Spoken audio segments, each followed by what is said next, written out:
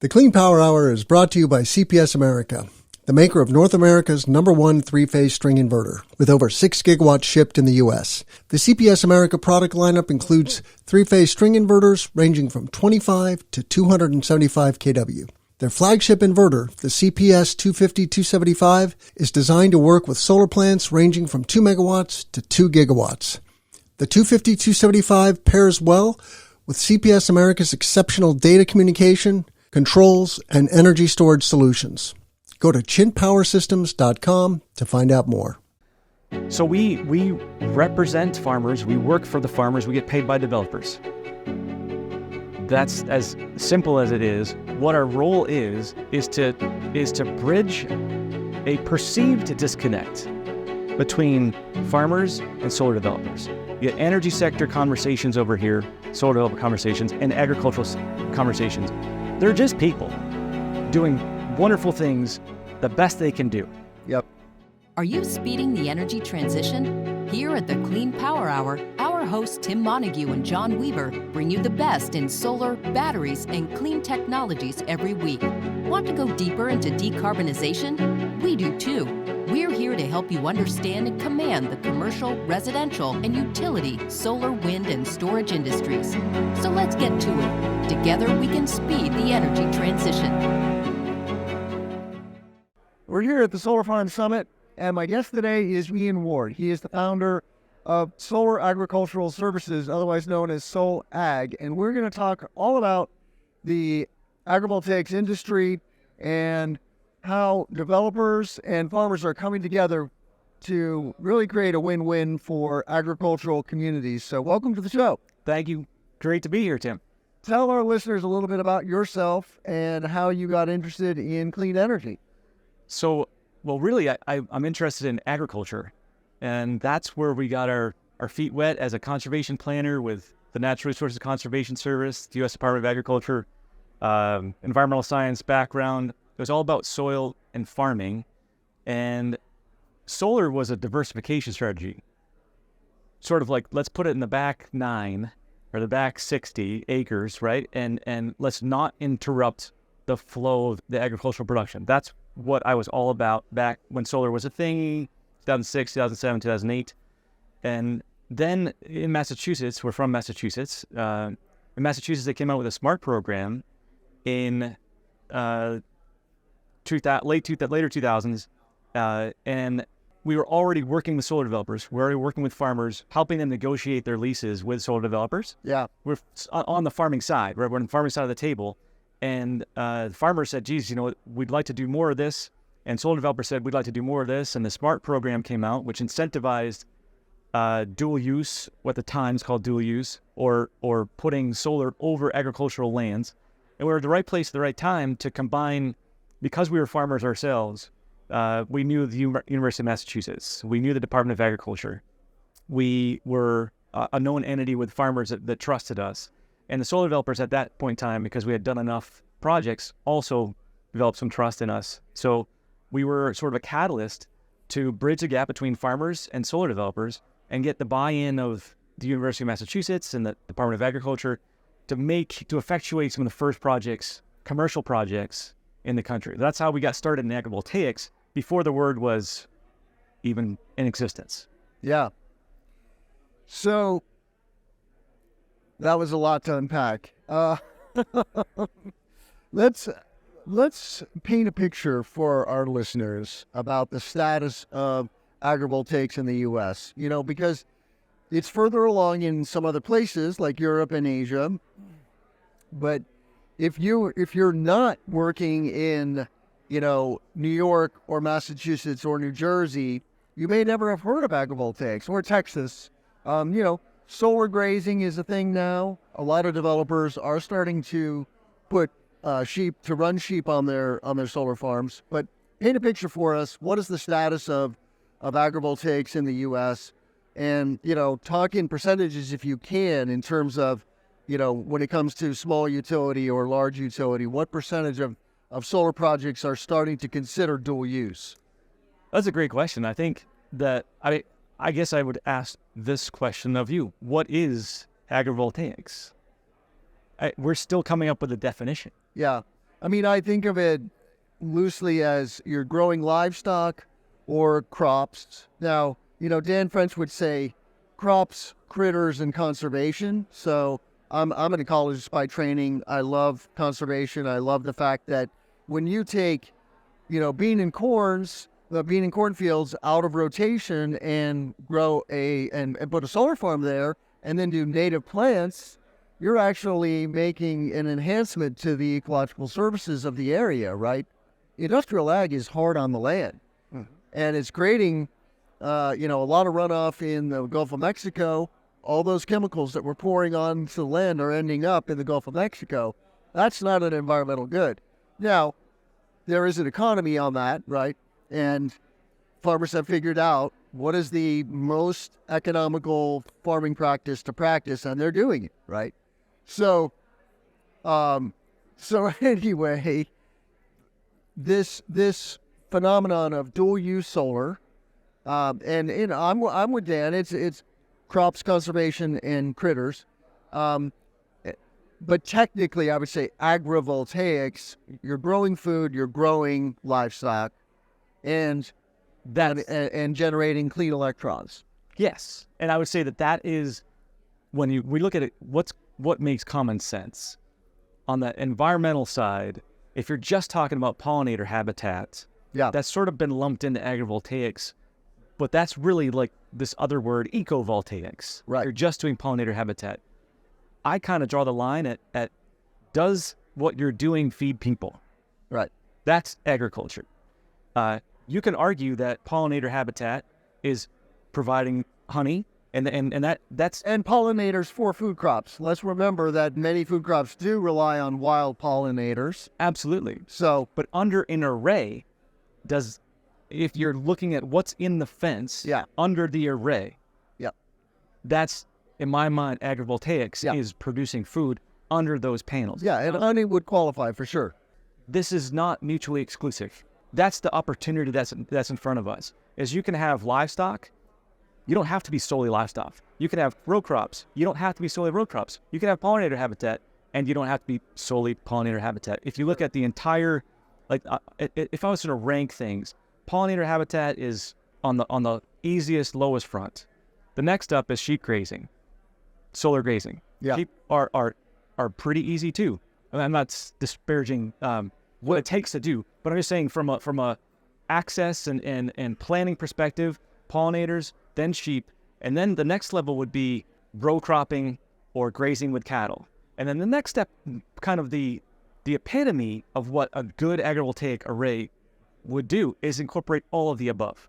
So you can integrate renewable, regenerative practices that encourage soil health, building the organic matter, fertilizing with compost teas, fertilizing with the animals that are grazing. So you're harvesting and you're putting back into the soil. And because of the way that agrivoltaics, when you're combining energy sector money, resources, with agricultural sector land and know-how, now you have this kind of this perfect confluence of saying, we're going to solar developers are already paying for vegetation management. They're paying for it. Right. They're paying lawnmowers to do what they do. It's the largest expense in terms of their O&M budget. Yes. Vegetation management. So, and traditionally, farmers are on the lowest rank of compensation. They have land. They're generally extracted from oil, solar.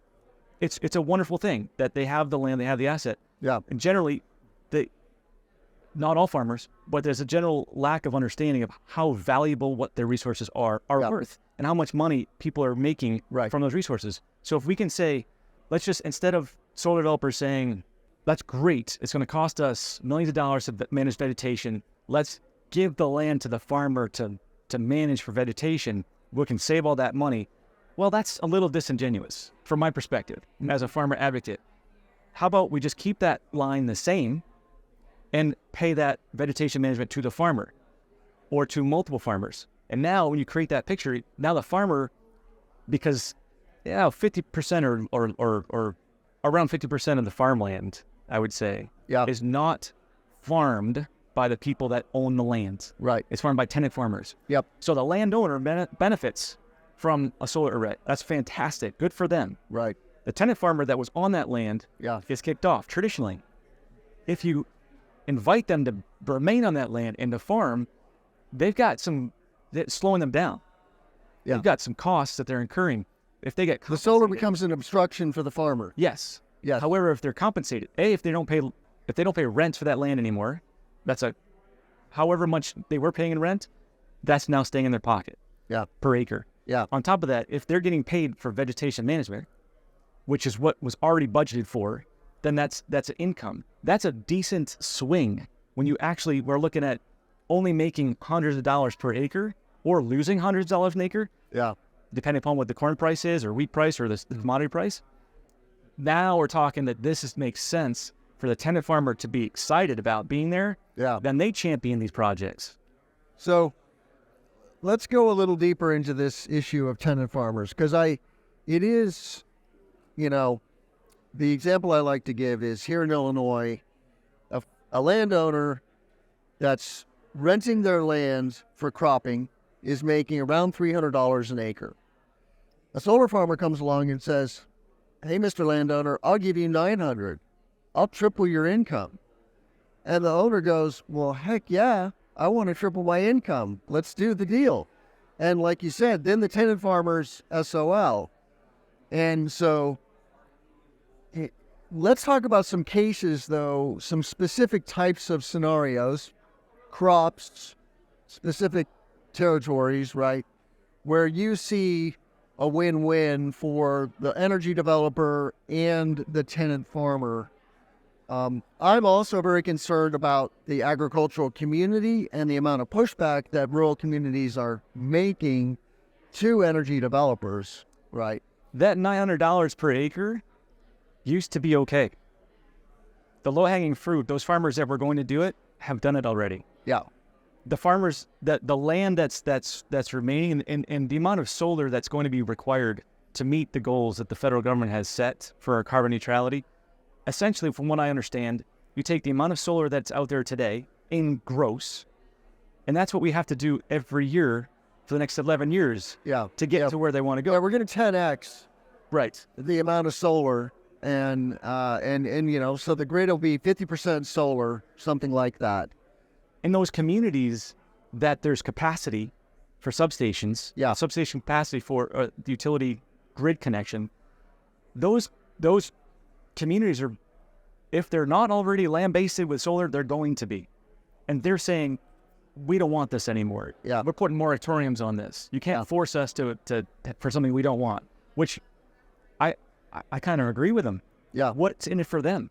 Right. They're looking at these things. They're suffering the consequences of the visual impact and the loss of farmland, the loss of the irrigation distributor, the fertilizer distributor, all those things that we're supporting the community are now taken away unless you farm it.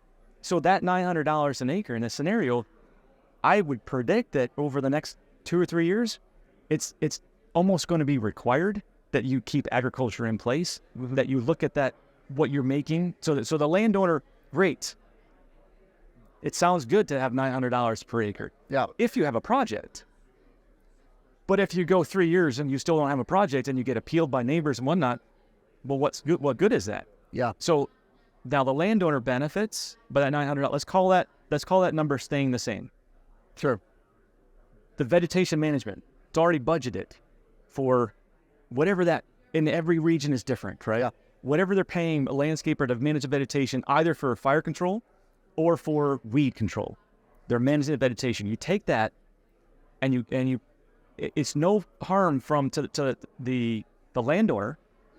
The landowner doesn't care. They were going to sign off on that land anyway. They were not responsible for the vegetation management.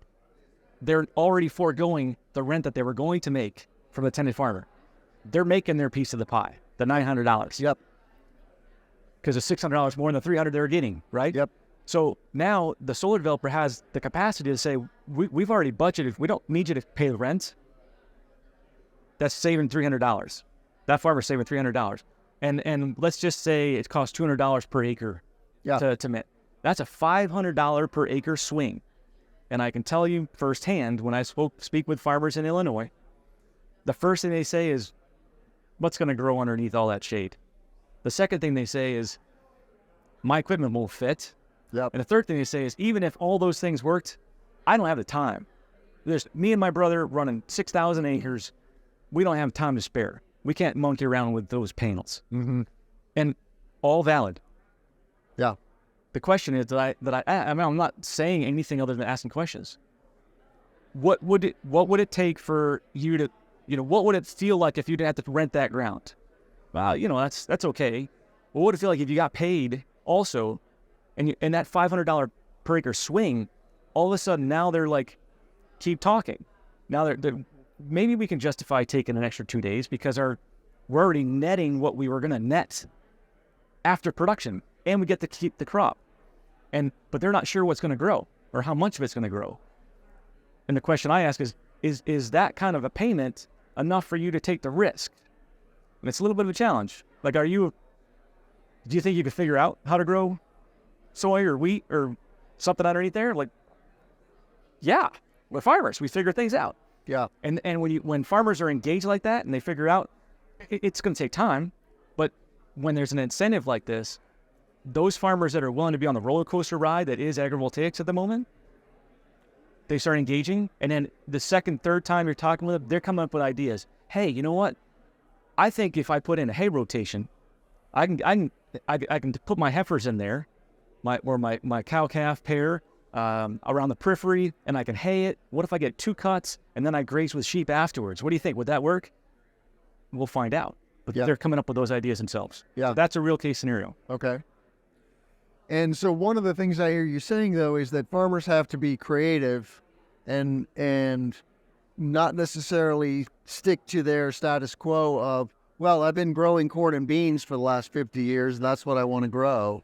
Because it's TBD if you can grow corn and beans, I think, underneath a tracker. Yeah, if you jack it up 10 feet off the ground, maybe, but can a standard racking, and there's this slight disconnect, right? There's established equipment, and then there's, this different style of equipment that you see coming from Europe where they're putting solar over grape vineyards or over fruit trees, 15-foot tall trackers. And that's a completely different animal. But what else can you give our audience a taste of in terms of, here's an example of farmers that have either gotten creative or figured out how to grow the same stuff they were growing, and put solar on their land. So and there's 2 ways to answer that. There's in Massachusetts there's an incentive. In New Jersey there's going to be an incentive. Yep. And those when you have a carrot, you can innovate. There's some money to offset the costs of going high or to go wide or to go vertical panels. And that's a wonderful, wonderful thing. And it's not a one-size-fits-all. If we're, like, my desire, my goal, personal goal, company goal, is to tend the regeneration of millions of acres of farmland, the revitalization of thousands of farm families, and the viability of thousands of beginning farmers across the U.S. and internationally. That's our mantra. Yeah. How do you do that if you don't scale? So we could have, it's not one size fits all. I think what we're proving in Massachusetts is that you can innovate, that the incentives allow for creativity. We're smaller projects. They're distributed generated projects. Community solar, 7.5 megawatts or so, 20, 30 acre projects. Yep. What that allows us to do is fail fast. We're trying different things so that when a utility developer that's looking at 1,000 acres, 100 megawatts, 3,000 acres, when they can go in with some information, what works, what doesn't work, the likeliness of them being able to afford to raise all the panels up may not be in the cards, given the interconnection fees and all the other things that go along with that state. So figuring out how to have a conventional off-the-shelf design with the off-the-shelf racking system work with agriculture, then it becomes a management thing. If the technology doesn't change, but the access to the land, giving the farmer 24/7 access, getting insurance companies to be okay with that, having, as far as PPE, is concerned. Having no requirement to have hard hats, right, or steel-toed boots, but just you can wear what you wear as a farmer. We just want you to have a bump cap on, which fits. Try to pick lettuce with a hard hat. Yeah, it falls off. Right. Bump cap, it fits. It does its job. It blocks the sun from your eyes, like things like that. Common sense. Iowa State's doing that. Let's replicate, duplicate, learn from, and apply. So I think looking at construction, understanding where drainage tile is, understanding where irrigation lines might be, that's how you can be agriculturally sensitive, engage with the farmers, have a product that is pro-farming, that's not changing the design per se, except for burying the cable. If I were to say to your audience, like, okay, I don't have a lot of extra money, but I have a little bit. Where should I spend it? Bury the freaking cable. Yeah. If it's not buried, how are you going to get down a row? You're not going to do a 3-point turn and come back. I've tried it. It doesn't work. You want to damage some panels? That's what you do. So bury the cables. Simply bury the cables. For everywhere that you want to try to do something other than sheep grazing, because sheep will work around them. But other than sheep grazing, to grow a row crop or hay, you need to have access down the panels. Secondly, you do that. Well,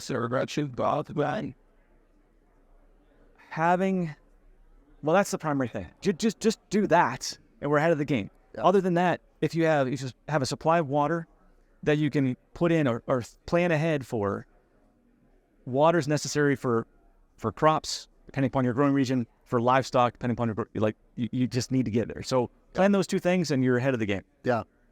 The Clean Power Hour is brought to you by CPS America, the maker of North America's #1 3-phase string inverter, with over 6 gigawatts shipped in the U.S. The CPS America product lineup includes 3-phase string inverters ranging from 25 to 275 kW. Their flagship inverter, the CPS 250-275, is designed to work with solar plants ranging from 2 megawatts to 2 gigawatts. The 250-275 pairs well with CPS America's exceptional data communication, controls, and energy storage solutions. Go to chintpowersystems.com to find out more.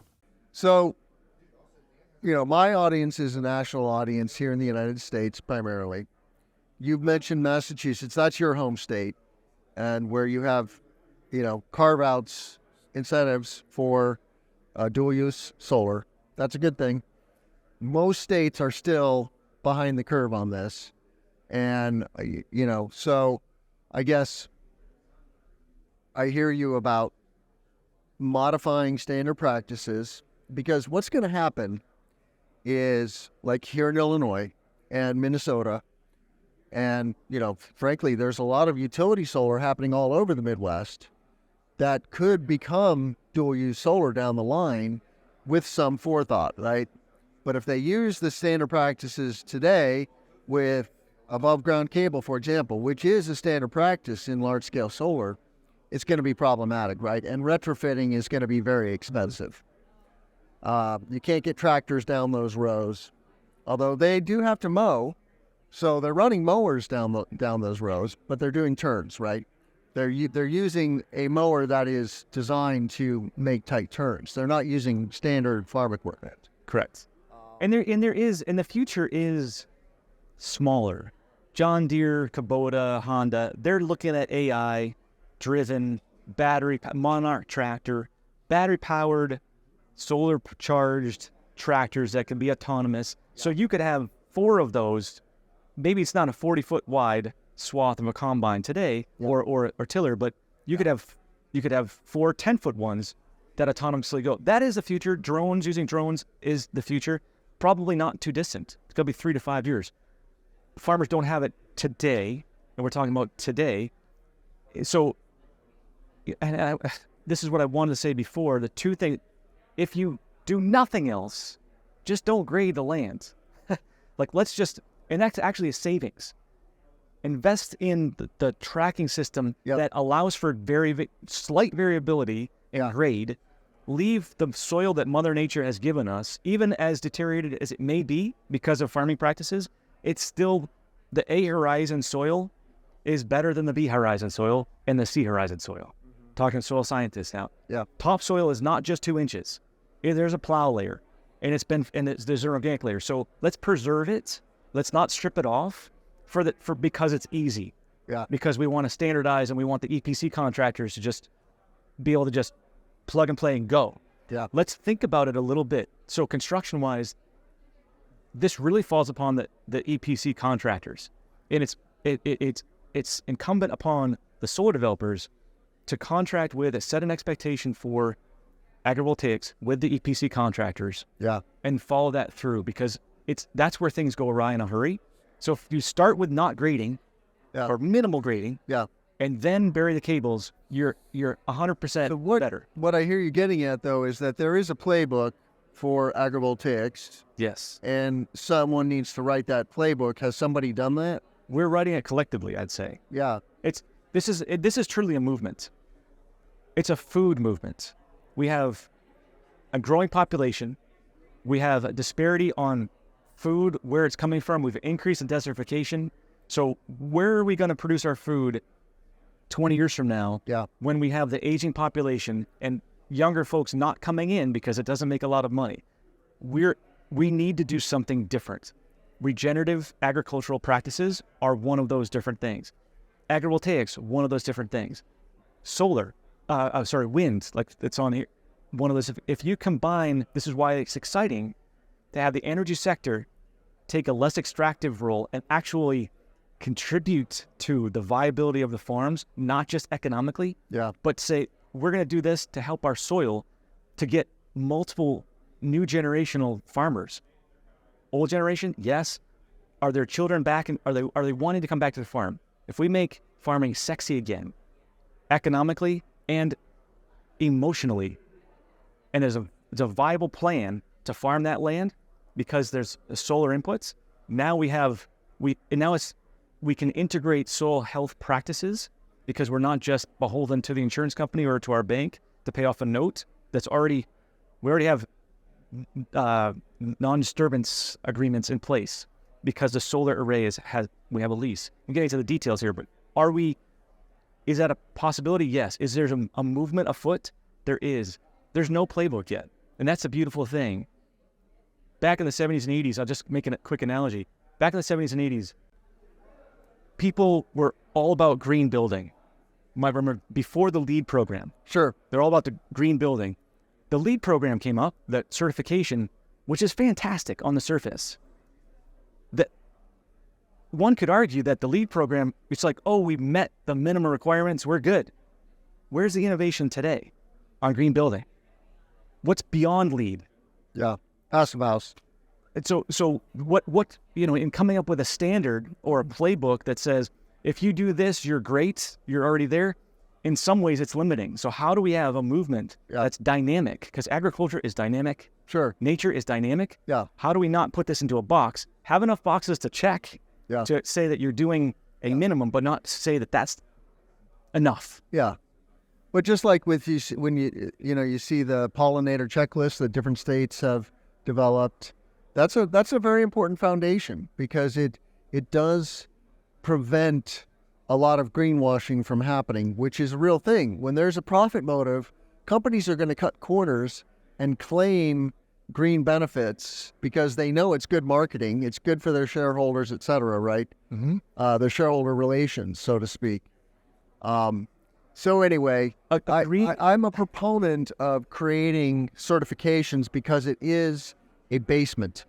Yes, we want to have aspirational goals, but we also need a foundation, because otherwise you're going to have 10 different definitions of what is a agri-solar friendly construction methodology, right? Yes. People will claim, oh no, you can have above ground wiring. Look what we're doing. Yes, technically you can, but that doesn't mean it's a best practice. Right. So there's a difference between, so I'm glad you said this. There's best practice. And then there's like the law standard, right? So you don't want to stymie creativity. The organic certification, that's been 6% of our market for 30 years. How come it's not grown a lot? Yeah. It's like, well, we're certified, you're not. Why is that? That's a good question. I ask you, why is that? If we're going to actually look at our disparity of how to get food, healthy food, nutritious food, into the hands of people that need it the most. Right. How do we do that? That's what I'm talking about. This is a food movement. Yeah. When we can regenerate the soils and we can think about as a living system. Carol Sanford's Renewable Life for a Regenerative Life. Yeah. She talks about how to think about things not just in a box, but look at the entire system. That's what the agrivoltaics allows us to do. Let's look at how are we getting inputs to that farm? What are we putting on that farm? What about access? Where's that crop? What are we producing for a crop? Where's that crop going? Who's it feeding? Is it going to ethanol? Or is it going to a feedlot? Or is it going to a supermarket directly? Let's talk about all those things. Maybe this is 1%, as we've heard. This is 1% of all the farmland. What if we took that 1% and did something different than what we're doing today? And does that, when there's money involved, yes, there's greenwashing, there's potential for all that. There could be a bad apple in every bunch. But we have the opportunity right now, collectively, to write what we think are best management practices, allowing for a dynamic adaptations, creativity, and that is what wakes me up every morning and inspires me to do what I'm doing, because we're right there. We have the opportunity in the next little while here to influence what this looks like. So in our last couple of minutes together, Iain, what exactly are you doing? What is SolAg doing? How does the rubber meet the road? What are the services that you're providing and to whom? So we represent farmers. We work for the farmers. We get paid by developers. That's as simple as it is. What our role is to bridge a perceived disconnect between farmers and solar developers. You get energy sector conversations over here, solar developer conversations, and agricultural conversations. They're just people doing wonderful things the best they can do. Yep. The gap is I say perceived because once you start to bridge that gap, it's like, oh, this is why you're doing that? Oh, this is why you're doing that? Oh, yeah, we're in the same boat. Let's row together.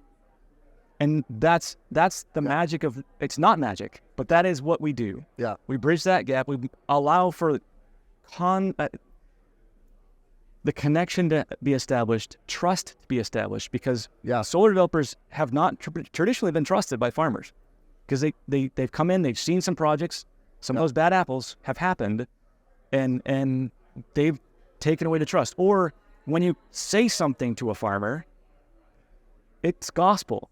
You say you're going to do something, you do it. And if you say something and then the higher ups later on, 2 years down the road, say, well, that's too expensive, well, we can't do that. Oh, and they don't tell the farmer, and then something else happens. That you lose trust. You don't get it back.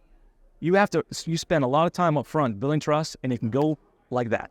So hard to earn, easy to lose. Absolutely. I mean, this is basic stuff.